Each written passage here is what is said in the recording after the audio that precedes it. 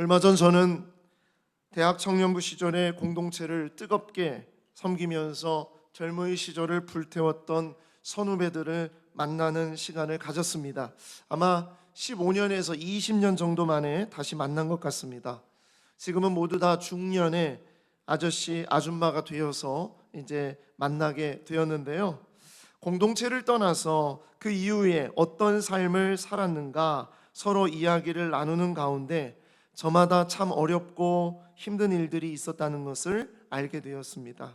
한 분은 행복한 줄 알았던 결혼 생활이 완전히 깨지고 다시 새 출발을 하게 되는 어려움을 겪었던 이야기들을 했습니다.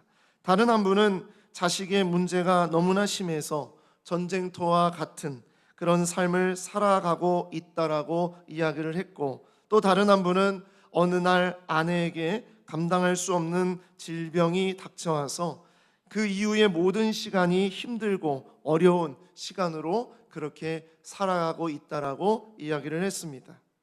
청년 시절엔 학업이나 진로 앞에서 누군가를 만나고 또 어떻게 결혼할 것인가, 또 어디에 취직이 될 것인가, 이런 것이 가장 힘들고 어려운 선택이라고 생각을 했는데, 가정을 이루고 자녀를 낳고 세상에서 살아가면서 이 세상에서의 삶이 학교에서 배운 것 말고 공동체 안에서 고민했던 것 말고도 엄청난 일들이 많이 있다는 것을 저마다 경험하게 된 것입니다. 그래서 이런저런 이야기를 나누다가 한 분이 그랬어요. 청년 시절에 하나님을 뜨겁게 만나고 하나님을 위해 목숨을 걸겠다고 그렇게 다짐했지만 지금 생각해 보면 그 시절에 참 무작정 그러면 된다고 생각했던 것 같다.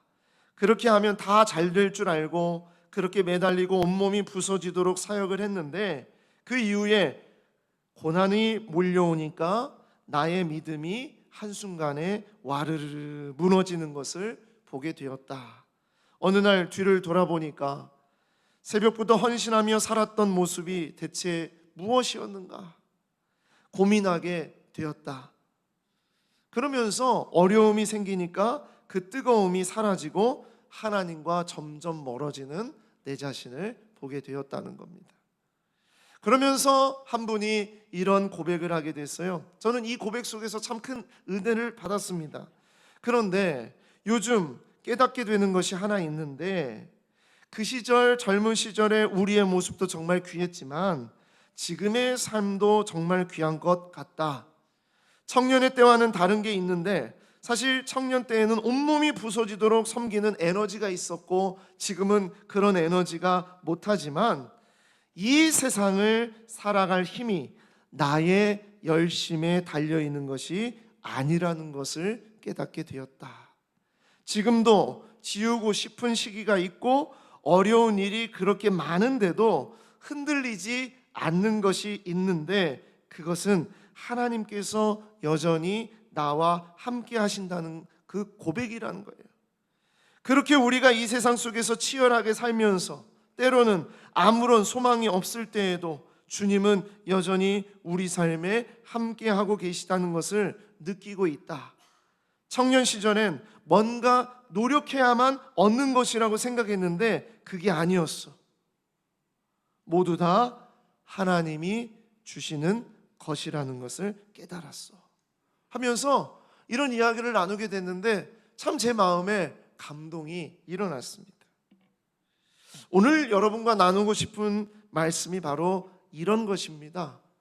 여러분, 오늘 제목에 점점점점점점을 넣었어요. 자, 오늘 제목이 이겁니다. 점점점점점점. 이런 제목을 주일 설교 제목으로 넣는 사람 못 보셨을 수도 있겠지만 오늘은 여러분과 함께 점점점점점점을 나누고 싶습니다. 여러분, 이 점점점은요, 할 말이 없을 때, 특별한 의미가 없을 때, 지우고 싶을 때, 괴로워서 말하고 싶지 않을 때, 그 내용을 싹 줄이고 싶을 때 우리가 이런 점을 치죠. 점점점. 그렇죠? 할 말이 없어. 낙심되고 죽고 싶을 때, 아무런 소망이 없을 때 점점점. 어떤 찬양의 가사와 같이 폭풍 속을 걷고 있을 때, 비바람을 마주해야 할 때, 불빛조차 보이지 않을 때 점점점. 하나님이 전혀 느껴지지 않고 아예 안 계신 것 같을 때 점점점. 여러분, 우리는 그렇게 점점점으로 표시합니다. 오늘 저는 이 점점점을 살아가는 성도님에게 꼭 드리고 싶은 말씀을 함께 나누고자 합니다. 여러분은 점점점이 없습니까? 여러분의 인생을 돌아봤을 때 점점점이 없습니까? 우리는 다 점점점이 있어요. 자, 그 점점점에 대한 이야기입니다. 자, 지난주 나눴던 말씀 기억하실까요? 과거의 형통에 머물렀던 아사 왕이 죽습니다. 그리고 아사 왕의 아들 여호사밧이 대신하여 왕이 됩니다. 그런데 이 여호사밧도요, 아버지처럼 전반기는 좋았는데 후반기가 좋지 않은 그런 인생을 살아가요. 자, 전반기 어떤 인생을 살았는가? 역대하 17장 3절에서 5절 말씀 함께 보시겠습니다. 여호와께서 여호사밧과 함께 하셨으니 이는 그가 그의 조상 다윗의 처음 길로 행하여 바알들에게 구하지 아니하고 오직 그의 아버지의 하나님께 구하며 그의 계명을 행하고 이스라엘의 행위를 따르지 아니하였음이라. 그러므로 여호와께서 나라를 그의 손에서 견고하게 하심에 유다 무리가 여호사밧에게 예물을 드렸으므로 그가 부귀와 영광을 크게 떨쳤더라. 하나님의 말씀을 붙잡았어요. 하나님의 말씀대로 살았어요. 그래서 다윗의 길로 걸어가게 되니까 백성들이 기쁨으로 예물을 왕에게 드리면서 부귀와 영광을 크게 떨치는 왕이 되었다. 이 왕이 바로 여호사밧 왕입니다. 그런데 아니나 다를까 여호사밧에겐 이런 역사의 한 문장이 이제 시작이 됩니다. 너무나도 중요한 문장, 그의 후반기를 알리는 문장 하나가 등장하게 되는데 역대하 18장 1절 말씀 다 같이 함께 읽겠습니다. 시작. 여호사밧이 부귀와 영광을 크게 떨쳤고 아합 가문과 혼인함으로 인척 관계를 맺었더라. 여러분, 이 문장을 여러분 이제 꼭 기억하셔야 됩니다. 역대하 18장 1절 말씀은 이제 앞으로 남유다 왕조의 몰락을 이제 내다볼 수 있는 중요한 구절이에요. 여호사밧은 하나님을 신뢰하며 부귀 영화를 누렸지만 어리석게도 북이스라엘의 아합, 북이스라엘 가장 극악무도하고 우상 숭배를 가장 정말 모든 북이스라엘을 완전히 우상 숭배화하는 그런 나라로 만들었던 아합과 혈연적으로 정치적인 연합을 맺었다는 말씀이 바로 역대하 18장 1절입니다. 사실 보통 왕으로서는요, 권력을 쥔 자로서는 선과 악 이런 거 떠나서 주변의 강한 나라와 손을 잡고 자신의 권력을 더욱 단단히 하고자 하는 것이 그게 정치고 그게 외교고 그게 권력이죠. 요즘에 우리 북한이 움직이는 그런 행보를 보게 되면 세계의 열강 속에서 이제 막 중국과 러시아를 막 딱 곁에 두고서 자기들이 얼마나 강력한 이런 국가인가를 전 세계에 알리고자 하는 그런 모습들을 보이고 있지 않아요? 그게 정치예요. 그게 세상의 왕들이, 세상의 리더들이 하고자 하는 일입니다. 그런데 우리는 이 역대하 18장 1절의 이 한 문장 안에 엄청나게 무서운 말씀이 담겨져 있다는 것을 우리가 알아야 됩니다. 하나님의 길을 걷는 자들에게는, 하나님의 백성에게는, 하나님께서 세우신 왕에게는 있어서는 절대 안 되는 그 일을 하고 있다는 것을 역대하 18장 1절에 이야기하고 있는 거예요. 여호사밧이 부귀와 영광을 크게 떨쳤고 아합 가문과 혼인함으로 인척 관계를 맺고 있다는 이 한 문장이 뭐가 그렇게 의미가 있고 뭐가 그렇게 중요하냐? 이 속에는요, 여호사밧 안에 꿈틀거리고 있는 그 정말 악한 죄에 대한 본능의 그런 움직임들이 있었다는 거예요. 그게 뭐냐? 교만과 자만심입니다. 첫 번째는 교만과 자만심이에요. 여호사밧의 부귀와 영광은 마치 자기가 휘두를 수 있을 것으로 생각을 했어요. 그래서 자기가 가진 이 교만과 자만심으로 북이스라엘의 아합 왕과 한 몸을 이루겠다라는 그런 마음을 갖게 된 것이죠. 그리고 또 욕망이 있었습니다. 당시 북이스라엘은 강력한 왕조였어요. 오므리 왕조. 아합의 아버지가 오므리인데 오므리 왕조와 손을 잡고 이 주변의 강대국들 사이에서 절대로 우리를 건들지 못하고자 하는 그런 욕망이 있었습니다. 또 세 번째로 인간의 지혜, 처세술에 대한 자랑입니다. 가장 강력한 두 나라가 혼인 관계를 맺음으로 인척 관계를 가짐으로써 주변의 어떤 나라도 건들지 못하도록 할 수 있는 그런 지혜, 그런 처세술, 이런 것이 있었다는 거예요. 그리고 세상의 권력을 의지하는 겁니다. 이것은 하나님의 영광을 위한 게 아니잖아요. 이렇게 북이스라엘과 연합되어서 동맹을 맺는 것은 하나님을 위한 게 아니에요. 예배를 잘하기 위한 것도 아닙니다. 그저 인간의 권력, 자기의 권력을 더 강화시키기 위해서 이런 것을 한 것이죠. 그래서 결국에는 하나님을 버리는 겁니다. 아합과 이세벨의 우상 숭배가 극에 달했던 이 북이스라엘과 친인척 관계를 맺은다는 얘기는 무엇이냐? 하나님을 버리겠다. 하나님이 그렇게 중요하지 않다. 그런 얘기입니다. 역대하 18장 1절 다시 함께 읽겠습니다. 시작. 여호사밧이 부귀와 영광을 크게 떨쳤고 아합 가문과 혼인함으로 인척 관계를 맺었더라. 네, 이 한 문장 안에 바로 그러한 이 여호사밧 안에 꿈틀거리고 있었던 그런 욕망, 그런 어떤 그 본성의 악함들이 나타났다는 거예요. 여러분, 남유다가 영적으로나 실제적으로 완전히 무너지는 그 싹쓸이는 바로 여기서 시작이 됩니다.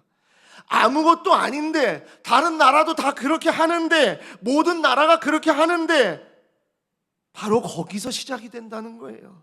이 여호사밧의 선택 하나가 남유다 왕조를 완전히 무너뜨리고 싹쓸이하게 만드는 기초가 된다는 것입니다. 여러분, 죄가 그렇습니다. 죄는요, 하루아침에 우리를 무너뜨리지 않아요. 절대로 죄는 하루아침에 우리를 망가뜨리지 않습니다.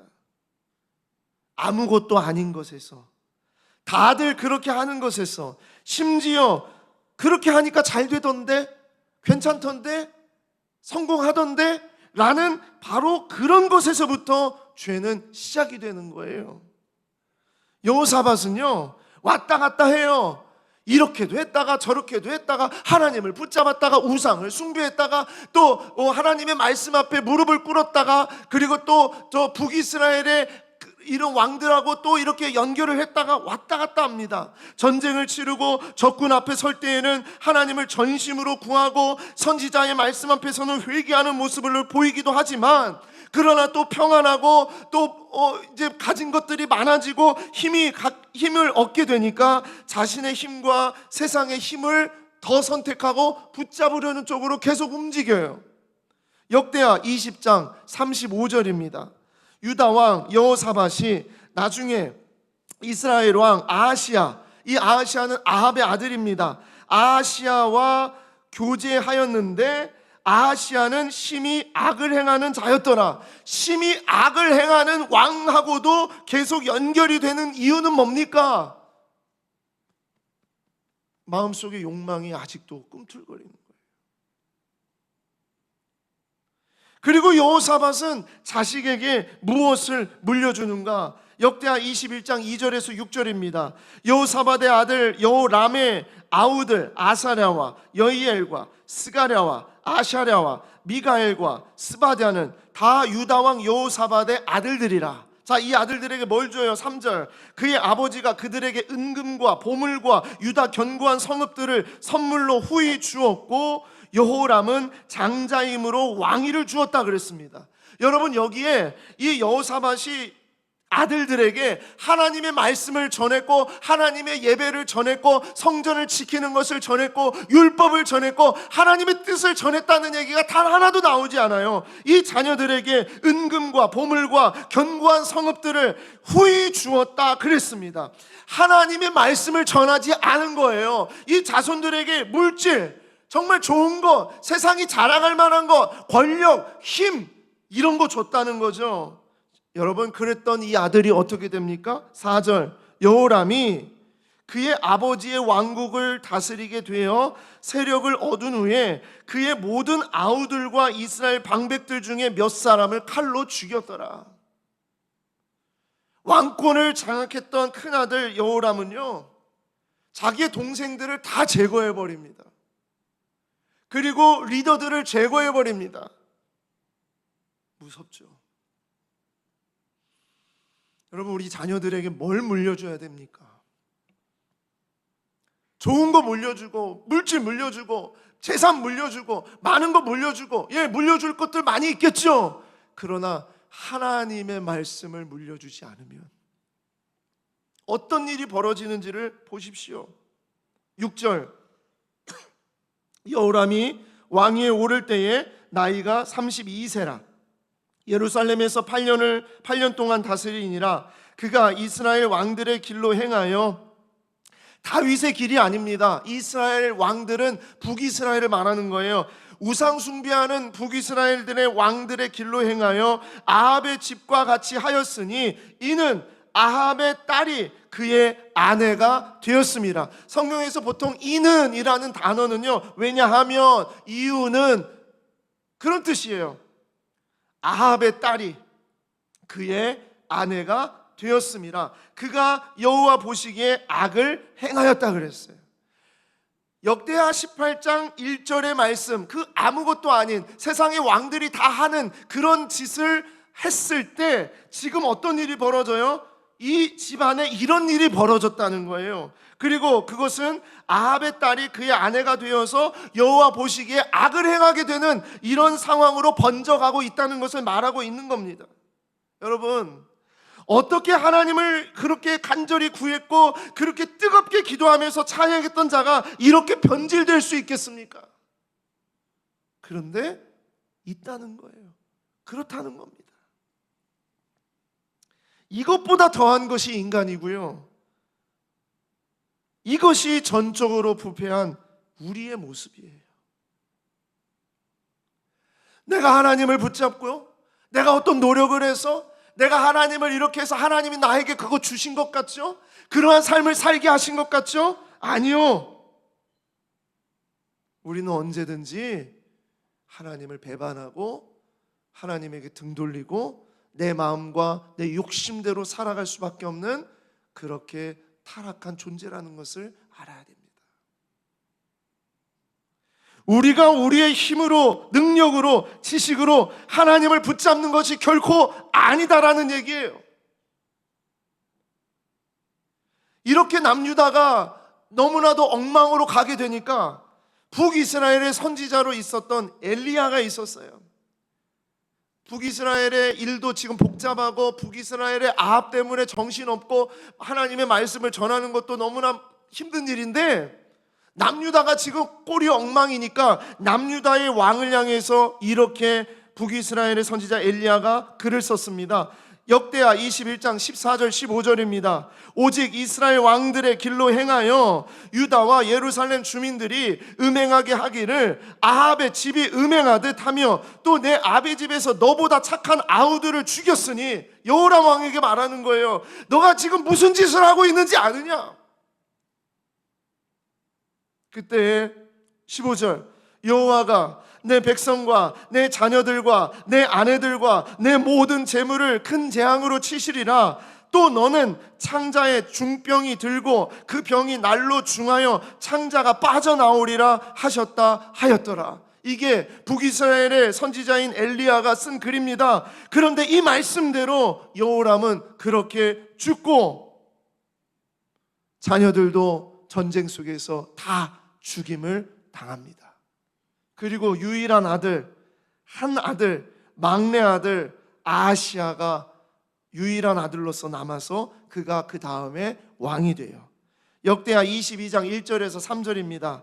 예루살렘 주민이 여호람의 막내 아들 아하시아에게 왕위를 계승하게 하였으니, 근데 질문이 들죠. 왜 막내 아들에게 왕위를 줬을까? 첫째 아들이 아니라 다 죽었기 때문입니다. 어떻게? 이는 전에 아라비아 사람들과 함께 와서 진을 치던 부대가 그의 모든 형들을 죽였음이라. 그러므로 유다 왕 여호람의 아들 아하시아가 왕이 되었더라. 유일하게 남은 막내 아들 얘만 제일 몸이 허약했고 제일 싸움에 나가서 싸울 수 없었던 존재였기 때문에 형들은 다 나가서 죽고 얘만 살아남았어요. 그래서 아하시아가 왕이 될 때 나이가 42세라고 그랬습니다. 우리 역대하에는 42세라고 되어 있지만 그의 아버지가 40에 죽었거든요. 그러니까 이게 말이 안 돼요. 열왕기서에 보니까 그의 아하시아가 왕이 될 때가 22세라고 나옵니다. 여기서는 42세, 저기서는 22세. 22세가 맞습니다. 왜? 이 아버지가 40에 죽었기 때문에. 그래서 22세가 맞는데 왜 여기는 42세냐? 이거는 이제 번역을 하는 가운데에 오류가 된 것으로 그렇게 우리는 알고 있어요. 22세에 왕이 됐어요. 그래서 예루살렘에서 이제 왕으로서 통치를 하는데 1년 동안만 다스리는 겁니다. 단 1년. 그리고 그의 어머니의 이름은 아달랴요 오므리의 손녀더라. 자, 이 여인의 이름은 계속 나와요. 이 아합 왕의 딸이었던 이 아달랴, 이세벨의 딸이었던 아달랴, 이 이름은 계속 나와요.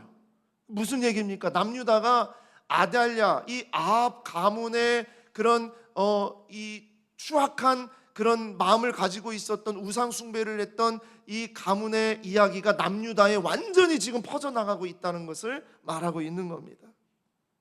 그래서 아하시아도 아합의 집 길로 행하였으니 이는 그의 어머니가 꾀어, 자 이게 중요합니다. 아달랴가 꾀어서 악을 행하게 하였습니다.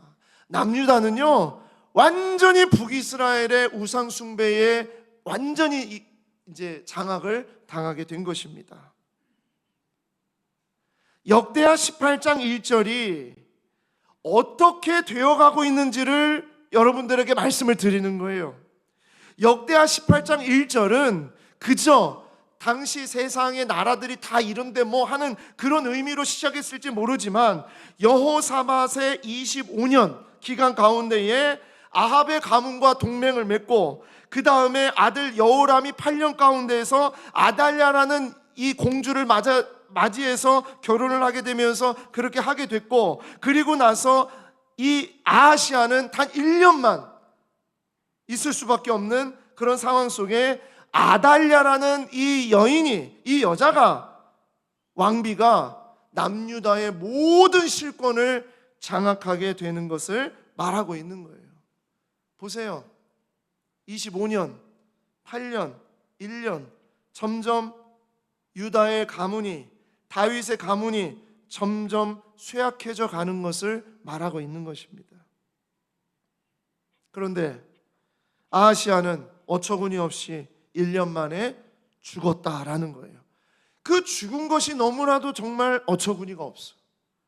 정말 이 사람들의 입장에서 볼 땐 너무나 정말 어떻게 이런 일이 있을까 하는 거예요. 자, 왜 그랬느냐? 이 아하시아가 왕이 되었는데 그때의 북이스라엘의 왕이 요람이라는 왕이었어요. 이 요람은요 아합의 손자입니다. 그래서 이 아합의 가문이 지금 여전히 북이스라엘에서 막 실권을 장악하고 막 이렇게 있을 때에, 그러면 이 요람이 누가 되냐면 바로 이 아하시아의 외삼촌이 되는 거예요.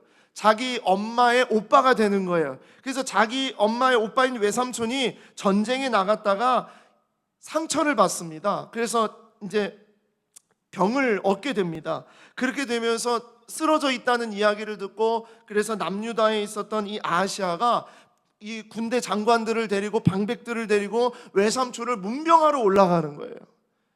외삼촌! 아니 어떻게 이런 일이 있을 수 있습니까? 예? 전쟁 속에서 어떻게 이렇게 큰 상처를 입으셨습니까? 빨리 나으시기를 바랍니다. 우리 남유다의 최고의 의료진들을 데리고 왔습니다. 우리 군대 장관들 다 데리고 왔습니다. 우리 형제들도 다 데리고 왔습니다. 하면서 그 조카들 친인척들 데리고 막 이렇게 올라간 거죠. 자, 그런데 그 타이밍이 너무나도 안 좋은 타이밍이었어요. 그게 뭐냐? 북이스라엘에 하나님의 말씀을 붙잡고 왕의 가문이, 오므리 왕조가 너무나도 타락하고 우상숭배가 너무나 만연하니까 하나님께서 예후라는 한 사람을 들여다가 이 가문을 완전히 뒤집어 엎으시는 거예요. 그러니까 이 가문을 다 숙청하는 구테타가 일어나는 그런 상황이 벌어진 겁니다. 그래서 이 예후가 아합의 가문을 다 없애는 가운데에서 현재 왕인 요람 왕을 제거하러 가려고 그 고세를 딱 갔는데 거기에 누가 있어? 남유다의 왕 아하시아도 거기 와 있네. 이게 뭐예요? 일타쌍피, 그렇죠? 꿩 먹고 알 먹고. 예. 이 아합의 가문을 다 쓸어버리라는 것이 하나님의 명령이었거든요. 그러니까 이 예후가 북이스라엘뿐만 아니라 남유다에도 다 아합의 가문 아닙니까? 지금 아달랴의 아들 아닙니까? 지금 아하시아가 와 있는데 너도 죽었어 하고서 그곳에서 남유다의 방백들과 남유다의 이 아달랴 여인의 그 모든 이 아들과 주변의 친인척들을 거기서 다 제거를 해버리는 겁니다. 그런데 이 일을 누가 하셨는가? 예후가 아닙니다. 잘 보십시오. 역대하 22장 7절에서 9절입니다. 아하시아가 요람에게 감으로 해를 입었으니 이는 하나님께로 말미암은 것이라. 하나님이 하시는 거예요. 예후로 하여금 아합의 집을 심판하게 하실 때에 유다 방백들과 아하시아의 형제들의 아들들, 곧 아하시아를 섬기는 자들을 만나서 다 죽이고, 아하시아는 사마리아에 숨어 있었는데 예후가 그를 찾아서 무리가 그를 예후에게 잡아가서 죽이고, 이에 아하시아의 집이 그때부터 이제 남유다는 더 이상 없어. 남유다에게 힘은 없어요. 그래서 아하시아의 집이 약하여 왕위를 힘으로 지키지 못하게 되니라. 힘을 의지하고 권력을 의지하고 세상적인 정치를 의지했던 자들의 마지막은요, 더 이상 자기들의 힘으로 왕위를 지키지 못하게 되는 것으로 끝나버리는 거예요. 자, 이 일을 남유다에서 누가 들었을까요? 아달랴가 들었겠죠. 아달랴는 그때 이제 미쳐서 폭주해 버립니다. 이것이 바로 역대하 18장 1절에, 역대하 18장에 있는 그 1절이 이제 극에 달하는 그런 이야기로 이제 완전히 바뀐 거예요. 자, 북이스라엘 자기 집안은 완전히 무너졌죠. 아달랴 그 왕비의 입장에서는 북이스라엘에 자기 아버지 죽고 자기 형제들 죽고 다 죽었죠. 이제 북이스라엘은 왕조가 바뀌었어요. 예후의 왕조로 바뀌게 되었어요. 그리고 자기의 유일한 아들, 하나밖에 없는 이 막내 아들도 올라가서 외삼촌 문명하다가 그 자리에서 죽었죠. 그러니까 아달랴는 결심합니다. 내 손자들, 내 핏줄들 다 죽이고 하나님의 하자도 남기지 않고 남유다를 내가 다 쓸어버리겠다라는 것이 아달랴의 모습이었어요. 역대하 22장 10절부터 보십시오. 오늘 우리가 읽은 말씀입니다. 아하시아의 어머니 아달랴가 자기의 아들이 죽은 것을 보고 일어나서 유다 집의 왕국의 씨를 모두 진멸하였으나, 얼마나 무섭습니까? 자기 손자, 자기 피부치 다 죽여버리는 거예요. 하나도 남김없이. 왜냐? 유다, 다윗의 핏줄을 다 없애겠다는 그 마음을 갖게 된 겁니다. 얼마나 추악해집니까? 얼마나 무서워집니까? 역대하 18장 1절 말씀에 있었던 정말 아무것도 아닌 모든 왕들이 다 하는 그 한 구절 속에 일어났던 그 일이 결론이 어떻게 돼요? 유다의 왕조가 완전히 끝나버리는 거예요. 저는 그걸 여러분들에게 먼저 말씀을 드리고 싶었던 겁니다. 이렇게 추악한 짓을 아달랴가 하게 되는 거예요. 그런데 놀라운 일이 그 안에 벌어지고 있었다라는 거예요. 그게 11절입니다. 왕의 딸 여호사부앗이 아하시아의 아들 요아스를 왕자들이 죽임을 당하는 중에서 몰래 빼내어 그와 그의 유모를 침실에 숨겨 아달랴를 피하게 하였으므로 아달랴가 그를 죽이지 못하였더라. 여호사부앗은 여호람 왕의 딸이요 아하시아의 누이요 제사장 여호야다의 아내이더라. 자, 여기 보니까 아하시아의 누이가 있었어요. 이 아하시아의 누이가 여호사부앗이라는 누이가 있었는데, 이 여호사부앗, 이 공주죠. 이 공주가 어마마마가 지금 완전히 이 나라를 완전히 자기 걸로 장악해서 이 그 다윗의 핏줄들을 다 죽이는 가운데에서 이 공주가 여호사부앗이 아하시아의 아들 요아스를 몰래 숨겨두는 겁니다. 그런데 얘가 지금 몇 살 때냐 보니까 지금 여기에 보면은 몰래 빼내서 그의 유모를 침실에 숨겼다고 했으니까 갓난 아기를 숨긴 거예요. 지금 갓난 아기, 태어난 지 얼마 안 된 아기를 숨긴 거예요. 여러분, 태어난 지 얼마 안 되는 아기가 어떻게 숨겠어요?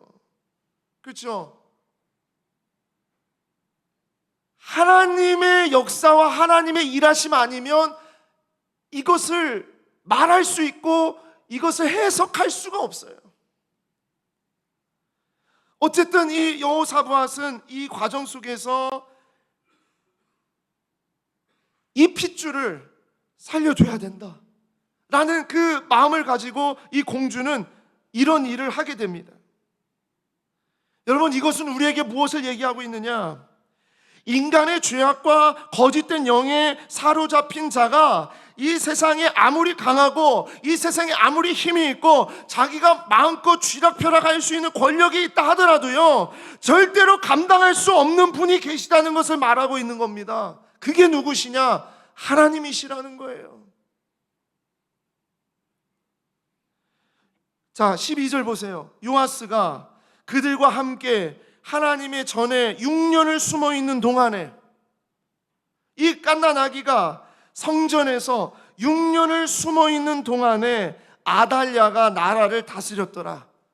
자, 몇 년 동안 아달랴가 왕으로 나라를 다스려요? 6년입니다. 다윗의 왕조는 완전히 끝났어요. 그리고 아달랴라는 여자가, 이 여인이 이제 아합의 딸로서, 이세벨의 딸로서 남유다의 여왕이 되어서 6년을 다스립니다. 겉으로는 아달랴의 시대를 말하고 있는 거예요. 그런데 오늘 성경은 뭘 얘기하고 있어요? 겉으로는 아달랴의 시대지만 속으로는 하나님의 강력한 하나님의 다스림이 여전히 있다는 것을 말하고 있는 겁니다. 제가 여러분들에게 두 번째로 꼭 말씀드리고 싶은 것은 바로 그것입니다. 세상은 절대 알 수 없는, 악한 자는 절대 이길 수 없는 하나님의 손길이 지금도 이루어지고 있다. 6년 동안 점을 6개를 찍은 이유가 바로 그것입니다. 자, 그림 한번 다시 보세요. 여호사밧이 25년 동안 아합 가문과 막 이렇게 이제 타락했고, 그 다음에 여호람이 8년 동안 아달랴를 아내로 맞이해서 그렇게 타락해서 끝나고, 그 다음에 아달랴가 이제 섭정을 하면서 아하시아를 자기의 아들을 왕으로 세우고 자기가 이렇게 쥐락펴락했다가 그 다음에 점점점점이에요. 세상은 그 다음을 점점점점으로 몰아요. 유다의 민족은 이 가문에서는 점점점점이에요. 왜냐? 이 점점점점점이 6개인 이 시대가 아달랴 여왕, 전혀 다윗의 핏줄이 아닌 아달랴 여왕이 다스렸던 시대였기 때문에, 여러분, 그 시대는요 얼마나 포악했겠습니까? 얼마나 무서웠겠습니까? 얼마나 괴로웠겠습니까? 사람들은 생각했겠죠. 이 시대에는 끝났다. 우리는 더 이상 희망이 없다. 우리는 소망이 없다. 우리는 가진 것이 없다. 우리는 할 수 있는 것이 없다. 우리는 그렇게 말할지 모르지만 성경은 이 시대도 하나님께서 역사하시고 하나님께서 만지시고 하나님께서 이뤄가시는 시대라는 것을 말씀하고 있는 것입니다. 역대하 18장 1절의 씨에서 자란 너무나도 무서운 이런 죄의 열매가 아달랴 6년의 시대를 맞이하게 됨으로써 다 끝난 것 같은데, 이제 완전히 무너진 것 같은데, 하나님이 전혀 보이지 않고 세상이 이긴 것 같고 악한 자들이 승리하고 아무런 소망이 없어 보이는 그런 때, 바로 그 점이 6개인 그 시대가 여전히 하나님께서 일하시는 시대라는 거예요. 저는 오늘 그것을 함께 나누고 싶었습니다. 여러분, 요아스가, 이 갓난아기가 6년 동안 성전에 있다가 그리고 7년째 되던 해에 요아스는 왕으로 등극을 하게 되고 하나님의 말씀을 순종하며 붙잡는 자들과 함께 남유다를 다시 다윗의 나라, 하나님을 믿는 나라로 다시 세워가게 되는 거예요. 자, 그런데 점점점점이 그래서 어떤 시기인가? 이 시기는요, 겉으로 볼 때는 악이 승리한 시대였어요. 악이 장악한 시대였어요. 아달랴가 장악하고 죄가 가득한 시기, 남유다의 온 땅에 우상 숭배가 가득한 시기, 다윗의 핏줄은 단 하나도 보이지 아니하고 하나님을 의지하는 자들은 단 하나도 보이지 않았던 그런 시기, 그렇게 보이는 시기였어요. 그런데요, 이 시기는 그 가운데에서 하나님의 말씀을 붙잡고 인내하며 소망하는 자들이 여전히 있었던 시기였다는 겁니다. 인내하며 소망으로 살아가고 있는 시대, 그런 시절이 있다는 거예요. 그리고 점은 여전히 하나님께서 일하고 계신 때라는 것을 말씀하고 있는 겁니다.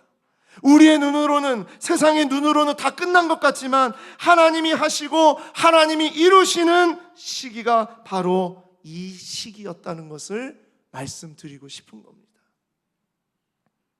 아무리 역대하 18장 1절에 그 죄가 강하고 세상의 힘과 권력이 강하고 범죄함으로 인해서 하나님을 등지고 이세벨의 딸 아달랴가 광기가 세상을 무섭게 하고 장악을 한다 하더라도 절대 이길 수 없는 것이 있다. 그것이 무엇이냐? 바로 하나님의 일하심, 하나님의 언약인 줄 믿습니다. 역대하 21장 6절 7절, 그가 이스라엘 왕들의 길로 행하여 아합의 집과 같이 하였으니 이는 아합의 딸이 그의 아내가 되었음이라. 그가 여호와 보시기에 악을 행하였으나, 악을 행하였고 더럽고 추악한 짓을 했으면 하나님이 완전히 진멸하실 수 있어요. 행하였으나, 그런데 7절 말씀, 여호와께서 다윗의 집을 멸하기를 즐겨하지 않으셨음은 이전에 다윗과 더불어 언약을 세우시고 또 다윗과 그의 자손에게 항상 등불을 주겠다고 말씀하셨음이더라. 아멘. 여러분, 이게 중요한 거예요. 우리가 뭘 잘하고 못하고에 따라서 하나님이 이렇게 하고 저렇게 하고 그렇게 하신 것이 아니라, 우리의 모습은 여전히 형편없고 무너지고 하나님을 등지고 하나님을 떠나고 범죄함 가운데서 허우적거리고 그렇게 있을지라도 우리 하나님은 하나님께서 약속하신 그 약속을 반드시 지키신다, 이루신다. 하나님은 우리의 죄악 가운데서도, 우리의 교만과 추악함 가운데서 우리가 넘어져도 하나님께서는 우리에게 반드시 등불을 주시는 분이심을 믿으시기 바랍니다. 청년 시절에는 우리가 하나님을 어떻게 할 수 있다고 생각을 했어요. 열심히 하면, 뭘 하면 그러면 어려움이 없겠지, 문제가 없겠지, 걱정이 없겠지. 그런데 인생을 살아보니, 세상을 살아보니 그렇지 않은 거죠. 고난도 있고 힘들 때도 있고 때로는 점이 너무나 많아. 지우고 싶은 그런 시절이 너무나 많아. 괴로운 시절이 너무나 많아. 아픈 시절이 너무나 많아. 그런데 그 모든 시절에도 하나님은 동일하게 우리를 사랑하시고 우리 안에서 하나님이 약속하신 그 일을 행하고 계신다는 겁니다.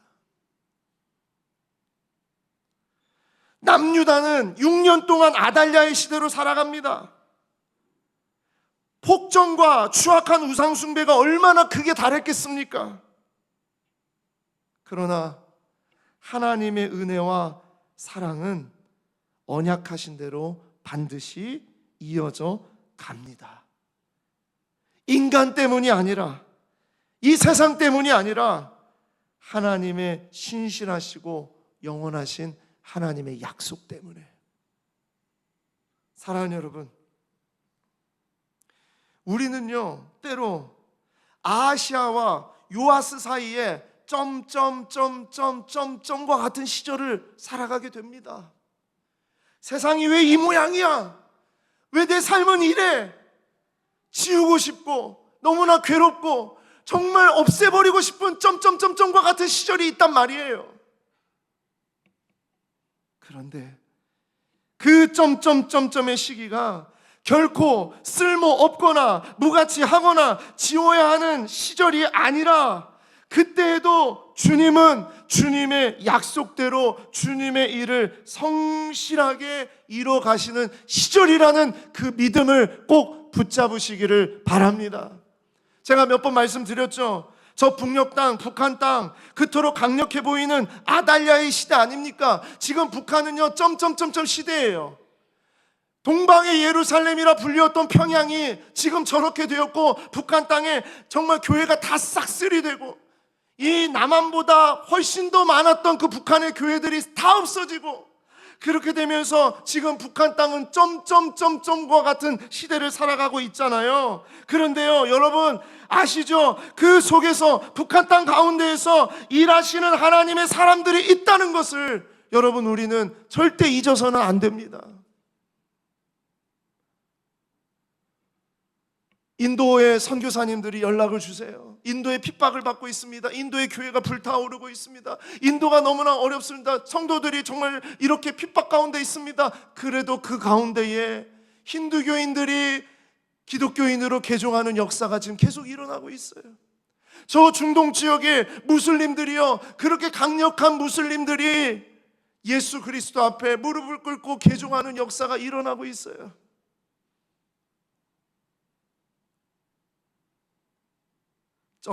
점과 같은 시절을 우리가 살아간다 하더라도 그 사이에 하나님의 일하심은 여전히 분명하게 이어가고 있다는 것을 여러분 기억하시면서 오늘 말씀을 붙잡고 살아가는 우리 모두가 되기를 소망합니다. 이 말씀을 준비하면서 마지막으로 찬양 한 곡을 여러분들에게 소개하고 싶은데요, 예람 워십의 혼자 걷지 않을 거예요 라는 찬양입니다. 가사가 정말 우리에게 너무나 위로와 또 소망을 주는 가사이기 때문에 반주는 없지만 제 목소리로 불러드리고 싶었어요. 그대 폭풍 속을 걷고 있을 때, 비바람을 마주해야 할 때, 불빛조차 보이지 않아도 그대 혼자 걷지 않을 거예요. 두려움 앞에서 하늘을 보아요. 외로운 그대여 걱정 마요. 꿈꾸는 그 길을 또 걷고 걸어요. 그대 혼자 걷지 않을 거예요. 아멘. 아니, 박수를 받을 만한 전혀 그런 목소리는 아니지만 이 박수는 우리 하나님 앞에 올려드립니다. 때로는 우리가 점과 같은 시절을 살아가고 또 앞으로도 그런 시절이 올 수 있습니다. 그러나 그 시절에도 하나님의 언약과 하나님의 일하심은 절대 멈추지 않는다. 그 마음 가지고 여러분, 때로는 우리가 방황하고 때로는 눈물 흘리고 괴로운 시절이 있다 하더라도 소망을 가지고 이 말씀을 의지하면서 이겨나가는 우리 모두가 되시기를 소망합니다. 기도하겠습니다.